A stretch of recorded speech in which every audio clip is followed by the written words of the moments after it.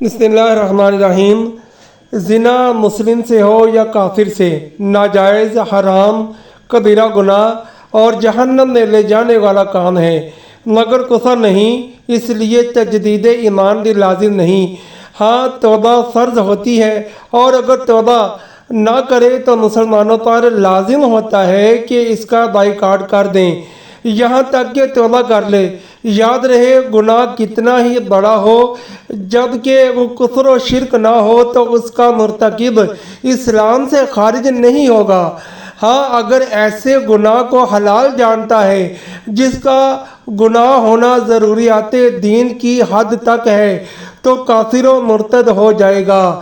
لہذا اگر کوئی زنا کی حلت کا قائل ہو تو وہ کافر و مرتد ہو جائے گا۔ واللہ اعلم ورسولہ اعلم، عز و جل، و صلی اللہ تعالی علیہ وآلہ وسلم۔